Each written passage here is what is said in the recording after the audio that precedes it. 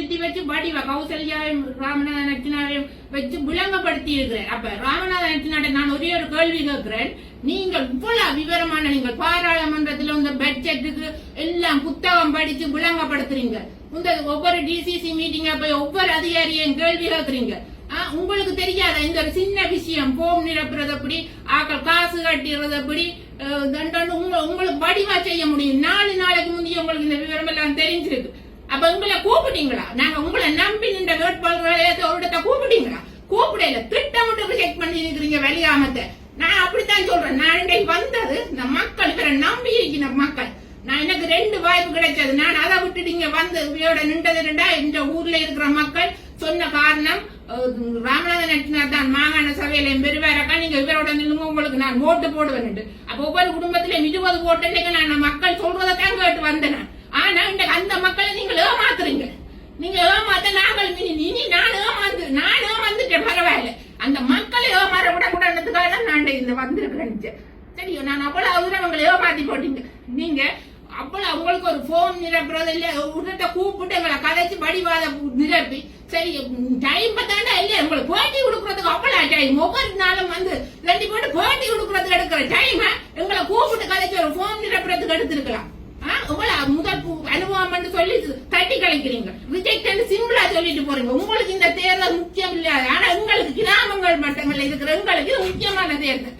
கிராம மட்டங்கள்ல எவ்வளவு தேவைப்பாடுகள் இருக்கு, அவ்வளவு பிரச்சனை இருக்கு. ஒவ்வொரு அதிகாரியை சுமார் ஒருங்கிணைப்பு எங்கட டிவிஷன்ல நடக்கிற ஒருங்கிணைப்பு குழு கூட்டத்துக்கு நாங்க போக முடியாம இருக்கு. ஏன்னா எங்களுக்கு தெரியப்படுத்துறேன் அதிகாரிகள் மத்தியில அவ தங்களுக்கு ஏற்றாக்களை கூப்பிடுன்னு. அப்ப நாங்கள் அதுக்குள்ள போறதுக்கு எனக்கு இது ஒரு வாய்ப்பு. நான் உள்ளூராட்சி தேர்தலில் போனா எனக்கு அது ஒரு வாய்ப்பு தெரிய வரும். அப்படியான ஒரு சந்தர்ப்பத்தை எதிர்பார்த்து தான் நான் கட்டாயம் நான் இதுக்கு போவேன். எனக்கு ஒரு இது இருந்தது. கடைசியில ஏமாத்தி போட்டு இப்ப சிம்பிளா கையை விரிச்சிட்டு சொல்றீங்க புல விட்டுட்டேன்னு என்ன மன்னிச்சு கொள்ளுங்க. நீங்க ஊடகத்துலதான் அரசியல் செய்யறீங்க. உங்களை நம்பி நாங்கள் எப்படி வர முடியும்? நான் அதான் ஊடகத்திலேயே வந்து உங்களை கேள்வி கேட்கிறேன். அதுக்கு பிறகு நான் சரி டாக்குமெண்ட்ஸ் தாங்கன்னா அதுக்கு பிறகு சட்டம் கழிக்கிறீங்க. டாக்குமெண்ட்ஸ் உங்களோட கட்சியில நான் நிக்க விரும்பல உறுப்பினரா நீங்க அண்டைக்கு உடனே இவ்வளவு விமர்சனங்களை தாங்கின கௌசல்யா என்ன அண்டைக்கு இந்த நோமினேஷன் ஃபைல் எல்லாம் டேட் முடிஞ்ச பின்னேரம் சொல்லப்படுது அரசியல் இருந்து நான் விலத்துறேன். உங்களை பேகாடுறீங்களா? இப்ப நாங்கள் எப்படி உறுப்பினர் ஃபார்ம்ல சைன் பண்ணி இருக்கிறோம். கௌசல்யாவை செயலாளர் ஆயிட்டு அர்ச்சனாவை தலைவர் ஆயிட்டு தான் நான் சைன் பண்ணி இருக்கிறேன். அப்ப என்ன நாங்கள் உங்களை ஏற்றுக்க முடியும்? எங்க செயலாளர், எங்க கட்சி, எங்க வந்து நாங்கள் கடிதம் தாரது? உங்களை ஹோட்டல் ஹோட்டலா தாடுறதா? அப்படி இருந்தும் கடைசியான சாவச்சேரிக்கு வந்து நான் உங்களை சந்திட்டேன். அப்பதான் இந்த போன் நம்பரை பண்றீங்க, போன்ல கலைக்கிறாண்டு. ஏன் என்னோட நேரம் கலைக்க உங்களுக்கு 5 நிமிஷம் டைம் இல்லை. உங்களை நாங்க தேடி பிடிக்கிறது. உங்கள்ட்ட கடிதம் வந்து எங்க நான் புதன்றது. நான் நிக்க மாட்டேன். நான் இந்த உறுப்பினரா உங்களோட இதுல நிக்க மாட்டேன். நீங்க எந்த கோட் சூப்பராலும் எனக்கு வந்து உங்களோட தெரியும்.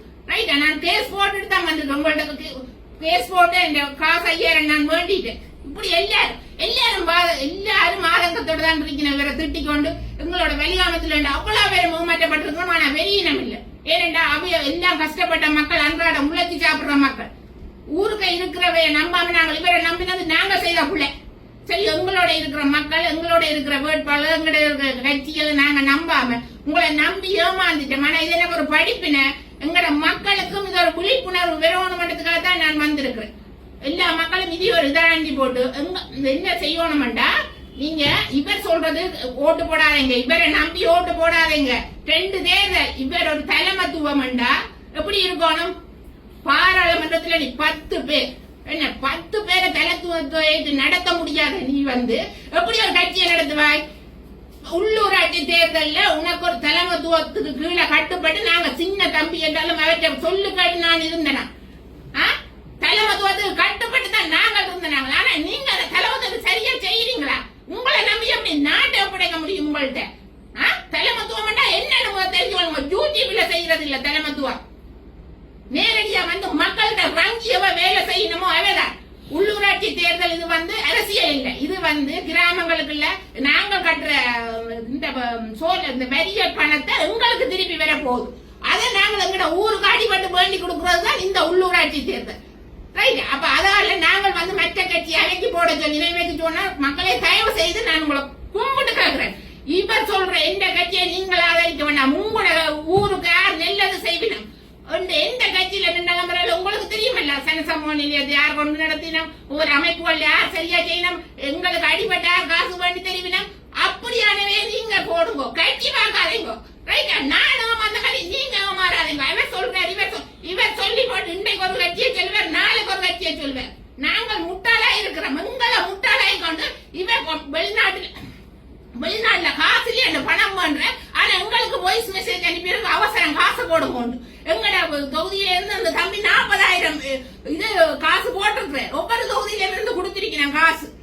அப்ப நீங்கள் எங்களை மாத்தி வெளிநாட்டுல இருக்கிற புலமேன்ற வெளிநாட்டுல இருக்கிறவையும் ஏமாறுறீர்கள். அதை முதல் வெளிநாட்டுல இருக்கிற புரிஞ்சு கொள்ளுங்க. இப்ப இருக்கின்ற ஒரு தனி இது உருவாக்கி கலைக்கிறீர்கள் டெய்லி. இதெல்லாம் வட்டி வேலை. நீங்கெல்லாம் இவரை வளர்த்து விட்டு இருக்கீங்க. பாட்டு உருவாக்குறீங்க, எல்லாம் சேர்ந்து இவரை வளர்த்து விட்டு அடிமட்டத்தில் இருக்க அப்பாவி மக்களை நம்ப வைக்கிறீங்க. சரியா? மக்கள் அடிமை உண்மையா அரசாங்க உத்தியோகத்தன்மார் எல்லாருமே விவரமா இருக்கணும். இவரை பற்றி பெரிய பெரிய இடத்துல இருக்கிற விவரமா இல்லை. நாங்கள் அடிமட்டத்தில் இருக்கிற மக்கள் எல்லாம் இவரை நம்பி ஏமாறுறோம். இன்னும் ஏமாற போறோம். இது நடக்க கூடாதுக்காக தான் நான் வந்தா எனக்கு என்ன ஆனாலும் பரவாயில்ல. ரைட்டா? நீங்க என்னத்துக்கு பயப்படலாம்? இவர் பேசுவார், கொமெண்ட்ல பண்ணுவார், தேவையில்லாத கதைகள் கதைப்பார். எந்த விமர்சனத்தையும் தாங்கிறதுக்கு வெளியே தான் நான் வந்திருக்கிறேன். இவரை பற்றி வெளியில சொல்லணும்.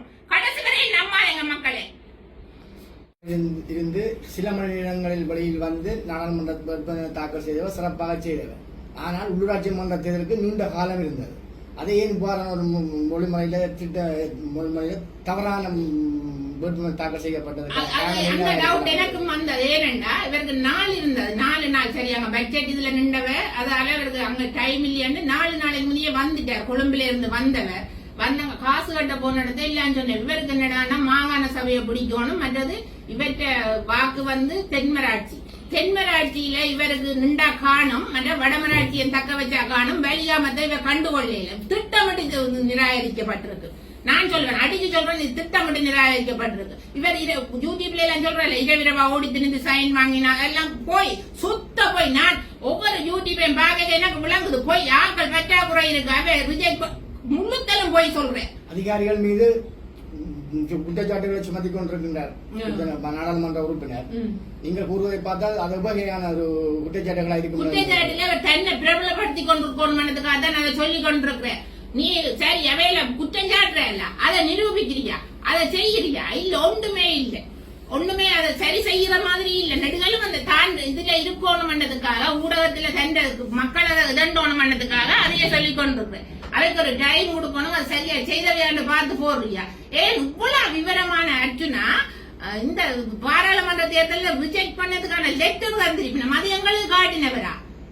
காட்டையில அவைய ரூல்ஸ் வாட்ஸ்அப் குரூப்ல இணைக்கல என்றது அது உண்மை. 16ஆம் தேதி காசு கட்டினா அந்த தலைவர் மேற்ற பேர்லாம் கட்டப்பட்டிருக்கு. ராமநாதன் அர்ஜுனா பேர்ல காசு கட்டலாதுன்னு ஒவ்வொரு பிரிவிலையும் இருக்கிற பொறுப்பான தம்பியாக்கள் பேர்கள் எல்லாம் காசு கட்டப்பட்டிருக்கு. அதையே எங்களுக்கு தெரியப்படுத்தல. இப்படித்தான் கேட்க போறோம். அது வந்து அவைக்கு சில நேரம் சின்ன மாறலாம். மூசி கட்சி என்றது கொடுக்க போறது இல்லை. எல்லாருக்கும் மேல போட்டி இருந்தா 2 பேர் கேட்டா அது குழுக்கள் முறையில தான் போடும். நான் அவ்வளவு போய் விவரம் அறிஞ்சிருக்கிறேன். அப்ப நீங்கள் எல்லாம் உடனுக்குடனே தெரியப்படுத்துற, நீங்கள் பாராளுமன்றத்தில் நடக்கிறதெல்லாம் யூடியூப்ல தெரியப்படுத்துனீங்க. ஏன் எங்களுக்கு இதெல்லாம் தெரியப்படுத்த இல்ல?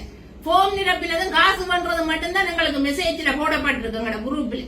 குரூப்பை உருவாக்கி மோசடியானவர். இவரை இனிமேல் நம்ப கூடாது மக்கள் என்றதுதான் என்ற உண்மையான கருத்து. நாங்க மக்கள் எங்களுக்கு இருக்கிற பிரச்சனையில நாங்களே பேஸ் பண்ணணும். ஏனென்றா மற்றவையை நம்பித்தான் நாங்கள் இந்த நிலைக்கு வந்திருக்கிறோம்.